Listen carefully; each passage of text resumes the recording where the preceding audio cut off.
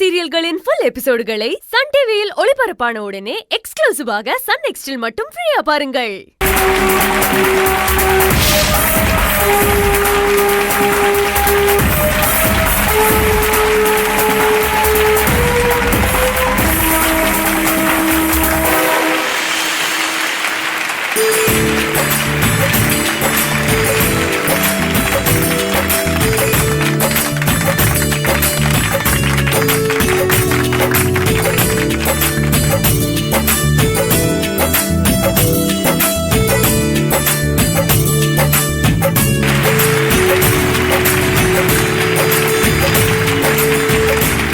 மல்லிகைப்பூ நீராட்டி மங்களப்பூ பட்டுடுத்தி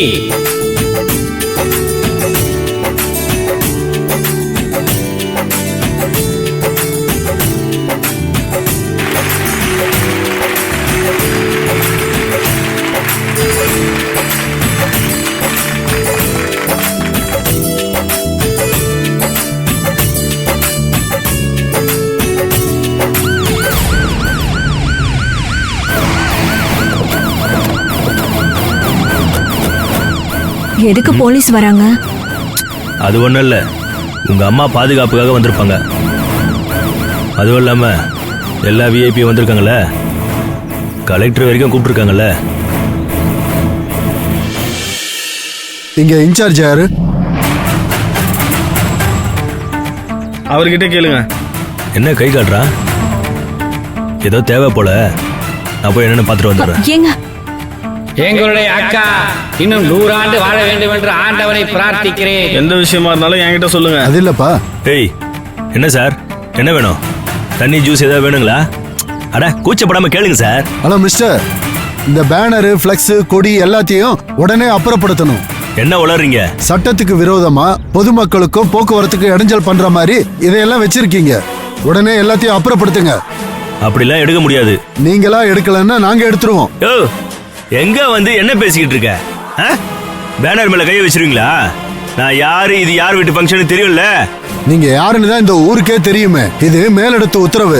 சும்மா கத்தாம எல்லாத்தையும் ரிமூவ் பண்ற வேலையை பாருங்க. இங்க பாருங்க, ஃபங்க்ஷன் முடியாம ஒண்ணு கூட எடுக்க மாட்டோம். போங்க, அப்படி ஓரமா நின்று வேடிக்கை பாருங்க. வர வேண்டியது உங்களுக்கும் சரி, நீங்க சொல்ற அந்த மேலெடுத்துக்கும் சரி, சரியான நேரத்துல வந்து சேரும். நாங்க இங்க வேடிக்கை பார்த்துட்டு விருந்து சாப்பிட்டு போக வரல. எடுக்கிறீங்களா இல்லையா? உங்களுக்கு எல்லாம் ஒரு முறை சொன்னா புரியாதா? போங்க சார். யோ, என்ன நினைச்சுக்கிட்டு சொல்றேன்ல.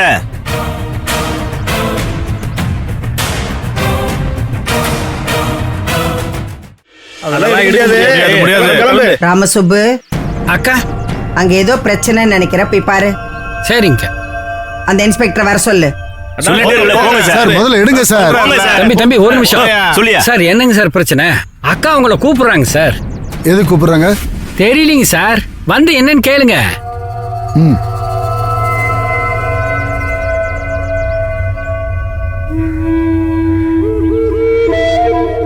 என்ன போலீஸ் பாதுகாப்புக்கு வந்தா அப்படியே ஓரமா நின்னுட்டு இருக்கணும்.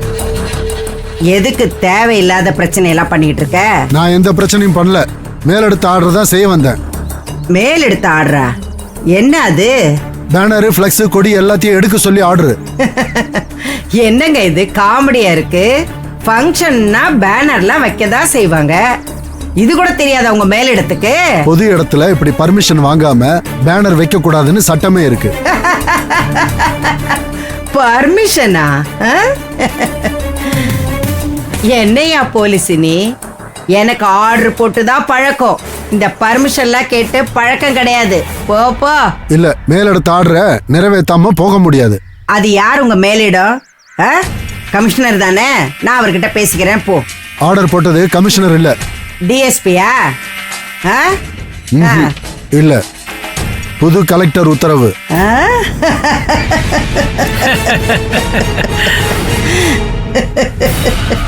புது கலெக்டரா?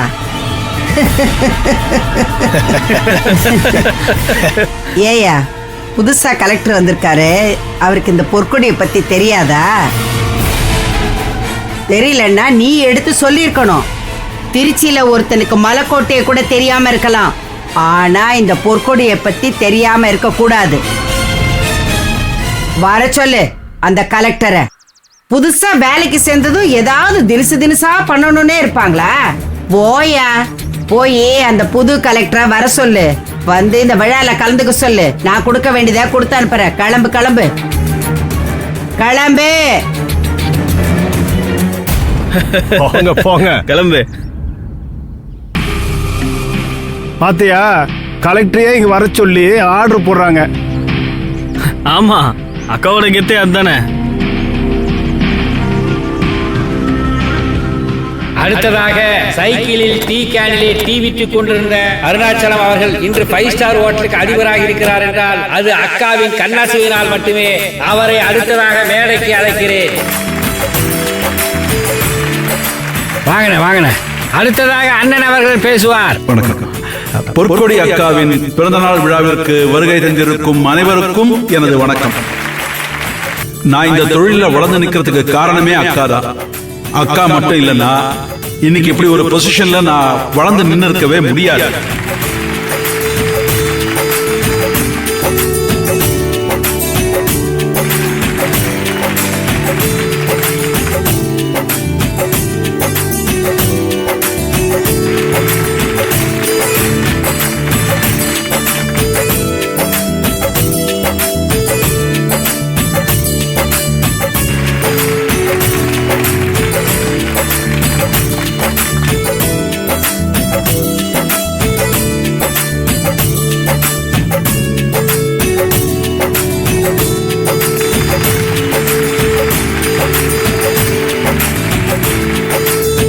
அடுத்ததாக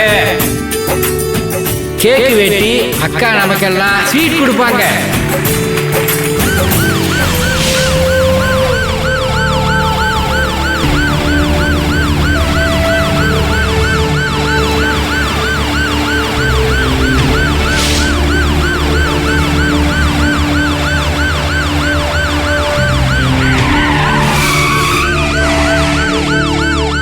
கலெக்டர் வந்தாச்சு, வரட்டுமே. நமக்கு என்ன பயமா? அதானே. ஆமா.